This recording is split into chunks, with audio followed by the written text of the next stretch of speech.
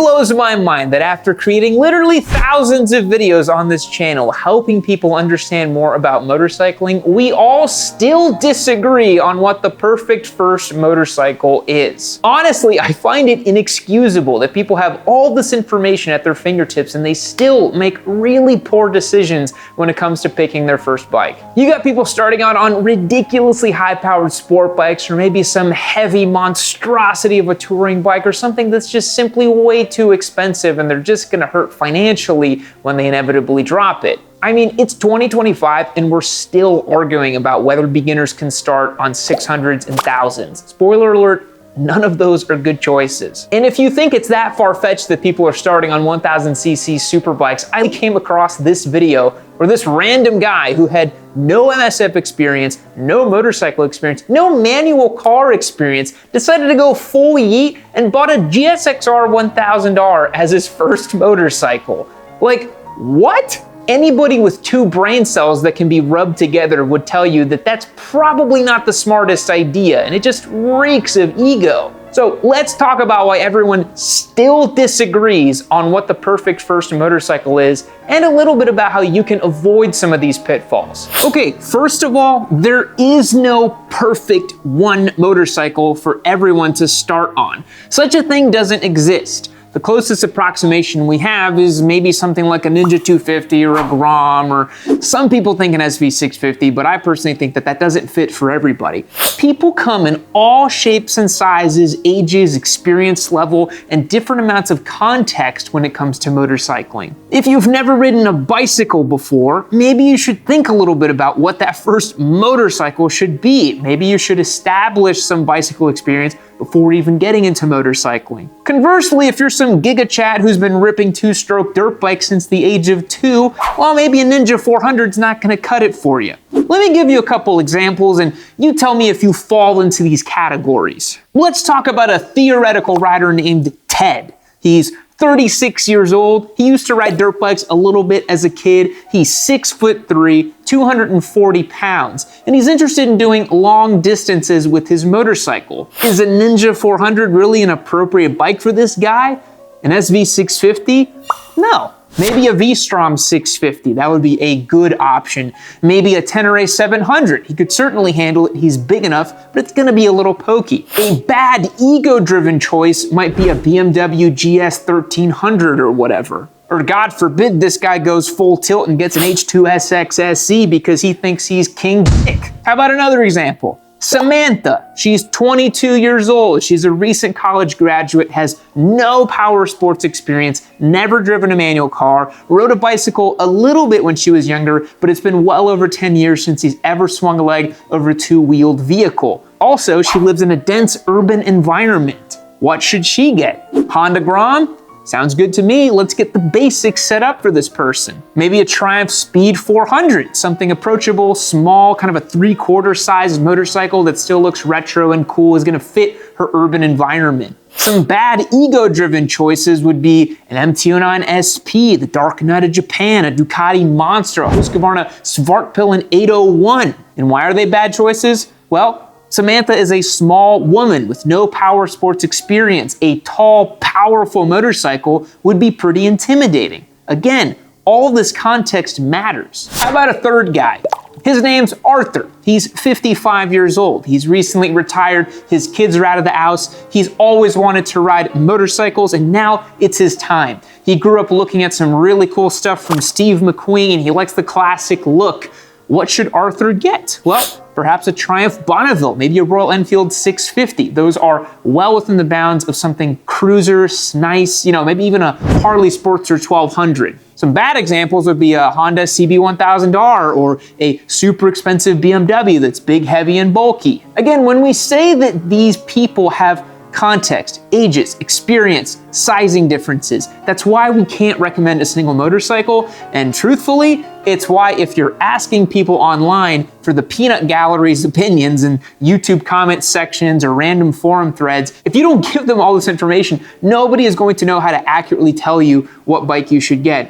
And honestly, you shouldn't listen to the peanut gallery. Let's talk about that next. So you have all these peanut gallery squids on YouTube who are lobbing out opinions, who have either been riding for 6 months or they have been riding for a year and they just jumped onto their first 600 and they think that they know everything. They can barely string together a coherent sentence in English, let alone help you with your first motorcycle. Perhaps you shouldn't listen to these people. Maybe you should solicit the opinions of experts, of people who've been riding for a long time, people who have tons of experience and are coming from a place of abundance, not from a place of ego and desperation and trying to get validated. For example, I mentioned that video earlier about that guy who started on the 1000cc bike with no MSF, no experience, no manual car experience, just a total disaster. There's several low IQ squids in that comment thread telling him to stay with the 1000cc bike, to continue riding it, to just get good with it. And I cannot begin to tell you how bad of an idea that is. I don't know if they're just trolling the guy or egging him on just to keep him up to this ridiculous standard of riding a 1000cc bike as your first, but in general, you should drop the ego and let these things go. And the justification for riding inappropriate beginner bikes is the idea that any motorcycle can kill you, so it doesn't matter what your first one is. But the big caveat to that, the big asterisk next to that statement, is that motorcycles are incredibly unforgiving for bad inputs, stupidity, and recklessness. And the bigger and more powerful the bikes are, the lower their tolerance is for rider stupidity. A Honda Gram's tolerance for stupidity is ridiculously high. A Honda Gram will let you go wide open in every single gear and nothing will really happen. That's why the Honda Gram is such a fun, loving, tiny little motorcycle that you can teach anybody how to ride a bike on, because they will make mistakes. Beginners will make mistakes. And so why would you put yourself in an environment where mistakes aren't tolerated? It would be like if you tried to learn jujitsu and your jujitsu teacher was some crazy black belt level master jujitsu teacher that just kept whooping your ass every single time you just laid a finger. You're not gonna learn anything. Instead, your motorcycle should be a willing dance partner, a good teacher, someone who is willing to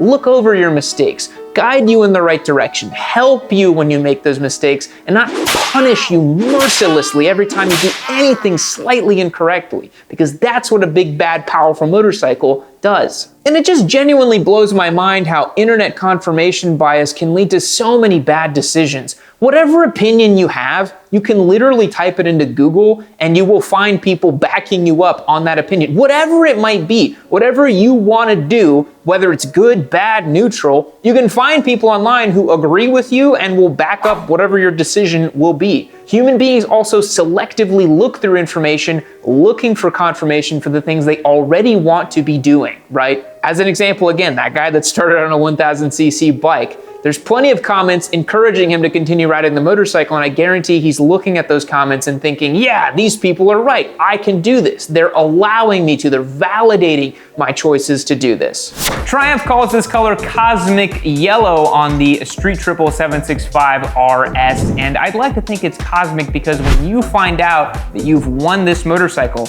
on yamanoob.co, you're gonna ascend to the heavens and be in a heaven-like cosmic state of existence as this thing wheels itself into your driveway because you won it on yamanoob.co. Become a member on the website, get your chances locked and loaded. You'll join our Discord, get access to the newsletter. If that doesn't sound appealing, pick up a hat, a t-shirt, a hoodie. We sell all kinds of great stuff on the website. Every dollar you spend will not only support the show, but will also get you entered to win, subject to an amazing multiplier. Get entered to win this bike. Don't sleep on it. But the thing I want you guys to think about is, think about how many squids started on 1000cc bikes and never posted anything online at all about it, right? Maybe they rode them for 2 months and then had a horrible accident and then they never got back on a bike ever again and you never heard about that person.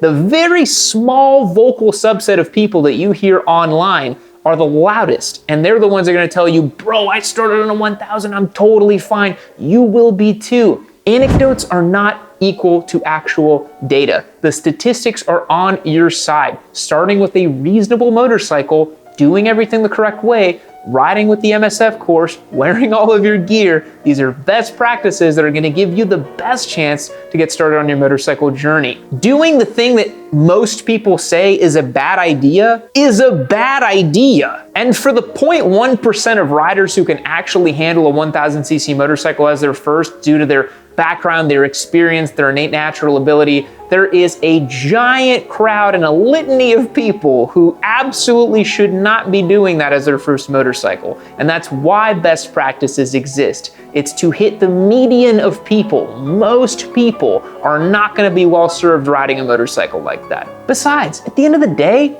life is long. You have all the time in the world to ride a super fast, expensive, crazy motorcycle, but respect the craft, respect the ladder. Don't jump into this thinking that you're better than everyone else and you're gonna be able to ride a 1000cc bike because you're Mr. Big Brain and you skip the power progression line. Look at all these dummies buying Ninja 400s. I started on a Gixxer Thou. I'm so smart and cool. That's the opposite of how you should be thinking. So look, I get it. We're all coming from different places with motorcycling, and there really is no one perfect beginner bike for everybody. But for God's sakes, there are best practices. And just, if you take nothing else from this video, here's a couple hard and fast rules that I like to follow when recommending people motorcycles for their very first one. The first one is stick to these two rules for the engine. 650 cc's or less and 2 cylinders or less. That means no 600cc inline fours, no 1000cc super bikes, no big ass twin motorcycles, but Harley people, you know, do your own thing, get your Sportster 1200s, you're in a separate category, it's different. In general, getting a lower powered machine is going to be better for you to learn with. The purpose of your first motorcycle is to learn. That's all you're trying to do. Stay safe, learn, not kill yourself, and have a good time. That's all that the goal really is for riding your first bike. The other one is buy cheap, buy used, buy cash, baby. Don't go out and get yourself a giant loan on a toy that you have no business riding and that you can't sell without getting super underwater on it. Motorcycling in general is not a financially prudent activity to get into. It's generally a money pit, and all of these things are highly depreciating assets, but they're fun, and I like doing them, and so I don't mind spending money on it because time is a limited commodity. Nobody knows how long we're here on Earth, and I want to have a good time, so I ride motorcycles. But your first bike, man, you're gonna drop that thing. You don't want to have a loan on it. Buy cheap, buy used, buy cash. That's gonna be the best way to do it. Try to wear as much gear as possible. An ECE rated helmet, under 200 bucks, you can get it done. Helmet, jacket, gloves, boots. It's gonna keep you safe if you do go down. And to be honest, it's not if, it's when. Vast majority of new riders are going to slide out or do something silly, and their gear is gonna be there to protect them. And I mean, think about how they do it in Europe and Australia with the A1, A2 licensing system. If you're under the age of 24 here in America, I would strongly recommend that you consider getting a low-powered motorcycle. Your brain hasn't even fully formed at under 25 years old. You really have no business owning a 200 horsepower motorcycle. It's just not a good idea. You're putting yourself in danger. You have your whole life to enjoy these machines. I'm not even that old. I'm turning 33 this year, but the way I ride and the way I approach high-powered motorcycles now versus my early 20s could not be more different. And I feel like this should go without saying, but I'm gonna remind you guys anyways, take a rider safety course, take the MSF course. Don't go buy a motorcycle knowing nothing about it and then having your cousin teach you how to ride in a parking lot. Use a credentialed expert, use people who know what they're talking about. Go see an instructor, learn the right way. Don't play around with this stuff. These things are not toys. So look, I will keep fighting the good fight when it comes to the beginner motorcycle stuff because every year I still see people doing extremely stupid things with motorcycles, and I don't understand how it's possible. I know there will always be people at the far end of the bell curve making suboptimal decisions, but you gotta try to be in the median. Follow those best practices, do what works for most people, and you'll get yourself being safe and having a fun time on a motorcycle. But look, if I can even convince one person to ride the right way and to become an evangelist for our sport over the long term and make good choices on their motorcycle, then I've done my job. So, what do you think about why we still disagree about the perfect first motorcycle? Why are we still having these discussions year over year over year? And to be honest, part of me is a little selfish where I'm like, well, I get to keep making content about this because people still make silly choices. And I gotta remind you guys every year to get the right bike at the right price, at the right time for your right skill set. Thanks so much for checking out today's video. I really do appreciate it. Remember, giveaway Street Triple. Go and check that out. I'll catch you guys in the next one. See you later. Stay warm out there. It is freezing here. Well, boys, that's the end of the show for today, but there's always a new video tomorrow. Every single day, there's a Yamanoob video. While you wait for the next one to queue up, become a member on yamanoob.co and join to win this amazing Triumph Street Triple 765 RS that's right next to me. Cosmic yellow, street performance, track performance, a sonorous 3-cylinder. It has it all. Make sure you join on yamanoob.co and don't delay.